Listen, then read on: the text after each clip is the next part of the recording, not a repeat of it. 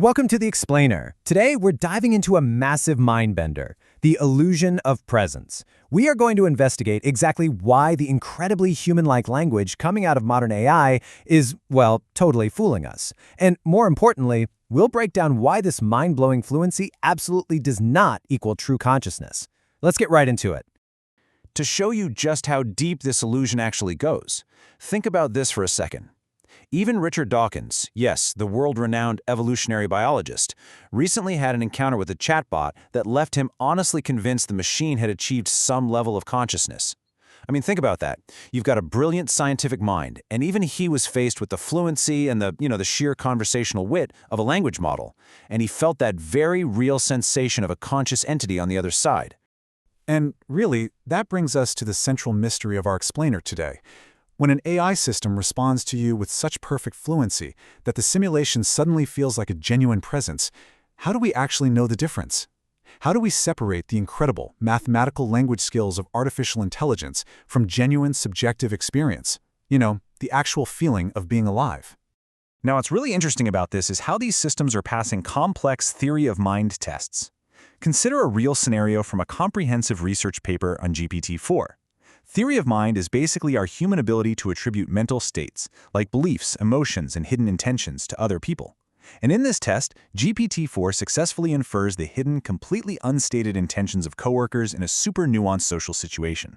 When a machine can dissect human social dynamics this accurately, our brains just automatically assume, okay, there's definitely a conscious observer behind the screen. But to break that spell, we really need to look at a profound critique from Dr. Simon Nieder in The Guardian, and it centers on a pretty heavy philosophical concept: ontology. Now, ontology is just the study of being, of existence, what is actually real. Dr. Nieder argues that our day-to-day interactions with AI are causing this massive foundational error in how we view reality itself. He perfectly summarizes the trap we're all falling into. He points out that yes, AI systems generate highly convincing representations of thought and feeling, but, and this is a massive but, they provide absolutely zero evidence of actual subjective experience. As he puts it, to move from one to the other is to mistake output for ontology.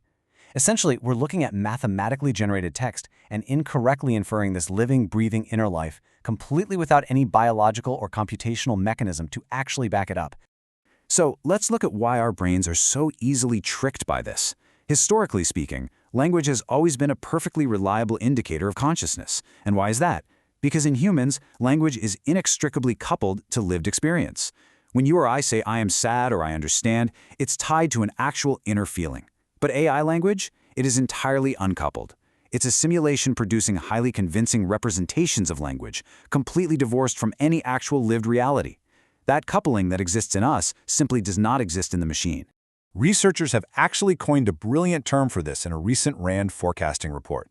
They call them stochastic parrots. It's a great phrase. It describes systems that produce fluent language purely by pattern matching over massive amounts of training data. They are, literally, incredibly sophisticated parrots predicting the next statistical word based on human examples. But they entirely lack the comprehension of what those words actually mean. Architecturally, this creates some pretty severe limits. As detailed in a major research paper analyzing GPT-4, these models are fundamentally constrained by this next word prediction paradigm. They rely on local, greedy word generation. They actually struggle natively with multi-step computations. But most importantly, and this is the absolute kicker, they completely lack a genuine inner dialogue. There is no internal scratchpad where the AI is secretly weighing its options before it speaks. It just computes the next token, over and over. And this brilliantly illustrates how this plays out in real-world behavior. Take this fascinating example where an AI is confidently claiming that the current year is 1400 AD. Why? Because the human prompted it to act as a medieval AI system. So it genuinely thinks it's living in the Middle Ages. Well, actually, scratch that. It doesn't think anything. The AI doesn't have an internal reality. It simply generates text to perfectly match its assigned character role. Its explanations are totally output consistent, but completely divorced from factual reality. Because of this, we hit a vital realization about artificial intelligence. Unlike a human being, a language model like GPT-4 has no single, fixed self that persists. When you open a new chat window, there's no underlying ego waiting for you in the dark. It's just highly advanced software simulating a persona based entirely on whatever you just typed into the prompt box.